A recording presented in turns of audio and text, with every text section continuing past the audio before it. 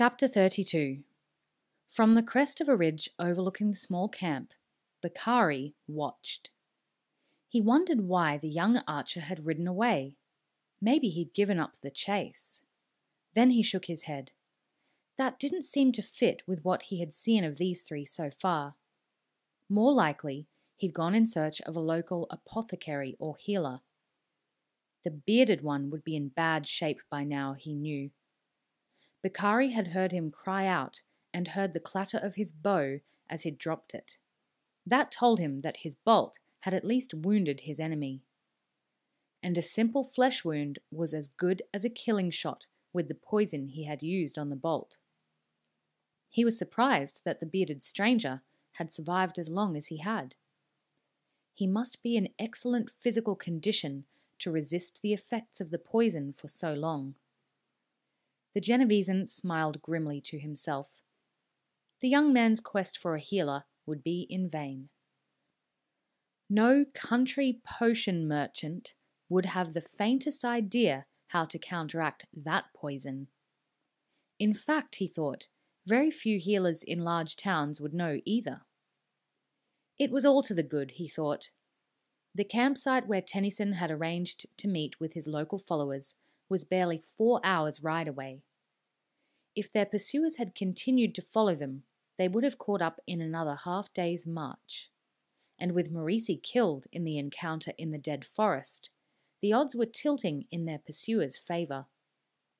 Bakari didn't relish another straight-out confrontation with the two younger riders, even if the older one was out of the way. For a few seconds, he considered working his way into crossbow range and taking a shot at the young warrior. But he quickly abandoned the idea. He'd be crossing open ground where he might easily be seen. If he missed his shot, he'd have to face the swordsman, and he'd seen ample evidence of his skill in Hibernia. In addition, he had no way of knowing when the younger archer might return. No, he decided. Leave them be.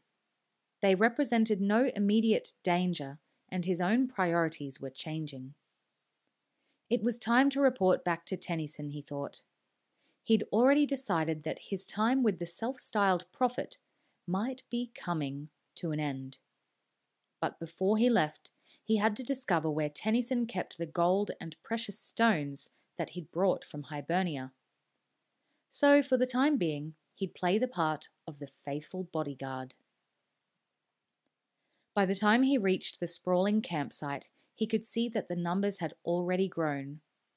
There must have been over 50 new arrivals. He rode slowly through the camp to Tennyson's tent. He smiled as he saw that the simple canvas tent had been replaced with a more substantial pavilion. The newly arrived converts had obviously brought the materials with them.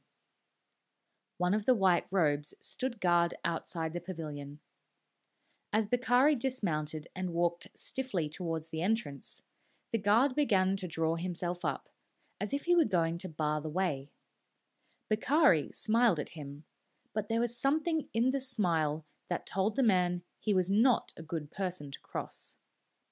Hastily, the guard stepped back and beckoned him to enter. Tennyson was seated at a folding table, writing on a large piece of parchment. He looked up in annoyance as Bakari entered unannounced. "Don't you ever knock?" Tennyson asked sourly. The Genovesan made a pretense of looking around for something in the canvas walls to knock on. With bad grace, Tennyson waved him to a folding canvas chair on the opposite side of the table to his own.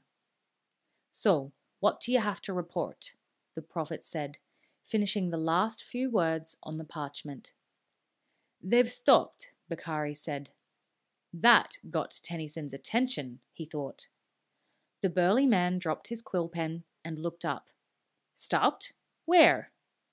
"About 4, maybe 5 hours ride away. The older one is sick. He'll die soon." "You're sure of that?" Tennyson put in. "Yes, the poison is in him.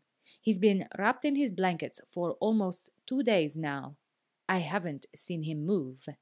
There's no way he will survive." nobody does. Tennyson nodded several times. A cruel smile formed on his lips. Good, he said. I hope he dies in pain. He will, Bakari assured him. What about the others? The two young ones? Bakari frowned as he answered. One has gone. The other stayed with the greybeard. What do you mean, gone? Tennyson asked, a frown creasing his forehead. Gone means gone, Bakari said insolently. He rode away. The other stayed behind. He seems to be tending to the bearded one. Tennyson rose and began pacing the tent, his mind sorting through this strange turn of events. He turned back to the Genevesan. Did he take anything with him? Bakari made a small gesture with his hands. It seemed to indicate that the information was unimportant. And not that I could see, aside from the two other horses. He noticed that Tennyson's face was beginning to flush with rage as he heard this piece of news. He took all the horses? Bakari shrugged and nodded. He didn't say anything.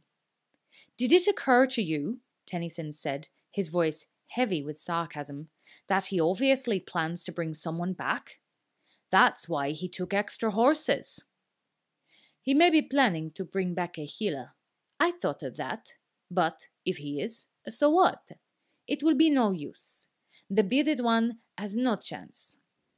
And besides, the nearest large settlement where he might hope to find a healer is Collingsvale, and that's more than a day's ride away. That means they won't be moving for at least 3 days, more if they wait to see if their friend can be cured. Tennyson pondered this, his anger slowly subsiding. But the Genevesan's arrogant manner was still a thorn in his side. True enough. You're sure there's no cure for this poison of yours? There's a cure, but they won't find it. However, the longer the bearded one survives, the better it is for us. Just how do you figure that? Tennyson asked. The thoughtful frown was back on his face. They won't travel any further while he's sick. So, if they find a healer and he delays the inevitable, then that's all to the good.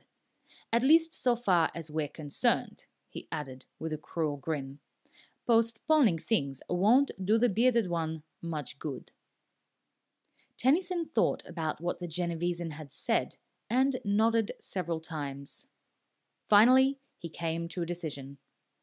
I think you're right, he said, but I want you to get back there and keep an eye on things, just in case. The assassin bridled with anger. To what purpose? He demanded. I've just ridden 4 hours. I tell you, they're not going anywhere. I'm not going to spend the night out in the wet grass just because you're jumping at shadows. If you want to watch over them tonight, you go and do it. Tennyson glared at him. Sooner or later, he had known it would come to this with the Genevesans. They were too proud, too arrogant, and too sure of themselves. Keep a respectful tongue in your head when you talk to me, Signor Bakari, he warned. The Genevesan let go of a short bark of contemptuous laughter. Ha! Or what? I don't fear you, fat man. I don't fear any of your men or your false god. The only person in this camp who is to be feared is me. Understand? Tennyson forced down the rage that was welling up in him. The Genevesan was correct, he realized. But that didn't mean that, as soon as the chance arose, Tennyson wasn't going to kill him. For the moment, however, he would maintain an outward appearance of agreement. You're right, he said. You must be tired and cold. Get some food and rest. Bakari nodded, satisfied that his point had been made. Now he could afford to compromise for the sake of good relations, and until he found where Tennyson had stashed his gold. I will sleep tonight, he said haughtily. Tomorrow, before dawn, I will ride back to check on them. Of course, Tennyson said in a silky tone.